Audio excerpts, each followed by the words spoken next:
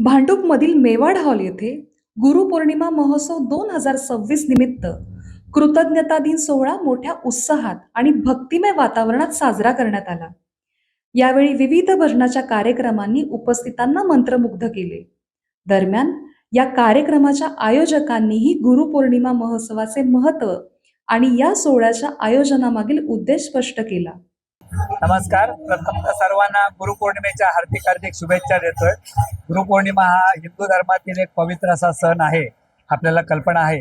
आम्ही या ठिकाणी आज जो सोहळा चालू आहे तो सद्गुरू श्री वामनराव पै यांच्या वतीने करत आहोत। सद्गुरू श्री वामनराव पै यांनी जीवनविद्येचं तत्वज्ञान मांडलं आणि अनेक ग्रंथातून प्रवचनातून त्यांनी जीवनविद्या मांडलेली आहे। आता जीवनविद्या मिशनच्या महाराष्ट्र आणि भारतभर अनेक शाखा आहेत आणि ह्या शाखांमधून आज कृतज्ञता दिवस म्हणजे गुरुपौर्णिमेला सद्गुरूंनी कृतज्ञता दिवस असं नाव दिलेलं आहे आणि हा कृतज्ञता दिवस साजरा केला जातो।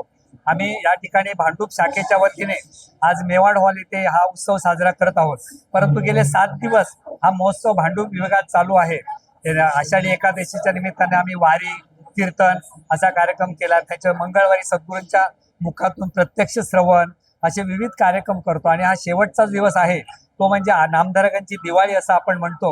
आणि त्या दिवशी संपूर्ण भांडूपमधील नामधारक आम्ही सद्गुरूंचे जे शिष्य आहेत त्या नामधारक म्हणतो, असे नामधारक ह्या कार्यक्रमासाठी येऊन आनंद लुटत असतात।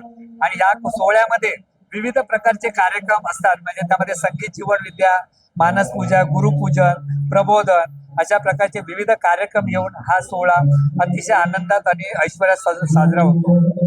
या सोहळ्याचे प्रमुख आकर्षण असलेले जीवनविद्या मिशनचे श्री बन्सीधर राणे यांचे आगमन होताच उपस्थितांनी त्यांचे औक्षण करून जंगी स्वागत केले। गुरुपौर्णिमेच्या निमित्ताने आयोजित करण्यात आलेल्या या कार्यक्रमात कृतज्ञतेचे महत्त्व अधोरेखित करताना श्री बन्सीधर राणे यांनी कृतज्ञता म्हणजे पुण्य असून प्रत्येकाने आपल्या आयुष्यात गुरु, आई वडील आणि समाजाप्रती कृतज्ञ राहणे आवश्यक आहे असे मत व्यक्त केले।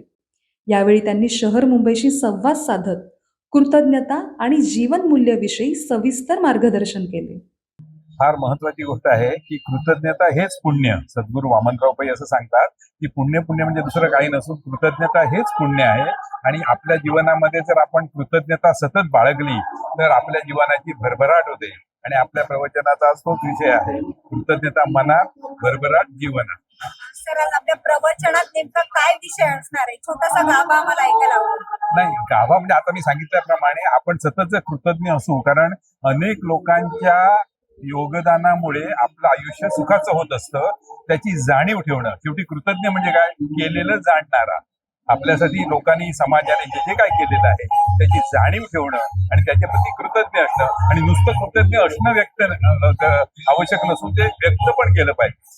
यू शुड एक्सप्रेस इट, ते आपलं व्यक्त पण झालं पाहिजे। आणि कृतज्ञताचा सोहळा असा, आणि जगाच्या पाठीवर आपले एकमेव सद्गुरू असे आहेत की जशी कृतज्ञता दिनामध्ये शिष्यानी गुरुप्रती कृतज्ञता व्यक्त करायची असते, तसे सद्गुरू सुद्धा कृतज्ञता शिष्यांप्रती व्यक्त करायची। असा एक आगळा वेळा सोहळा म्हणजे कृतज्ञता दिन। आणि कृतज्ञता दिन किंवा गुरुपौर्णिमा म्हणजे नामधारकांची दिवाळी।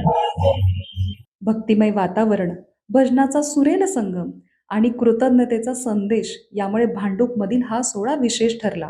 ब्युरो न्यूज, शहर मुंबई। व्हिडिओ आवडला असेल तर लाईक करा, शेअर करा आणि आमच्या चॅनलला सबस्क्राईब करा। बेल आयकॉन दाबायला विसरू नका।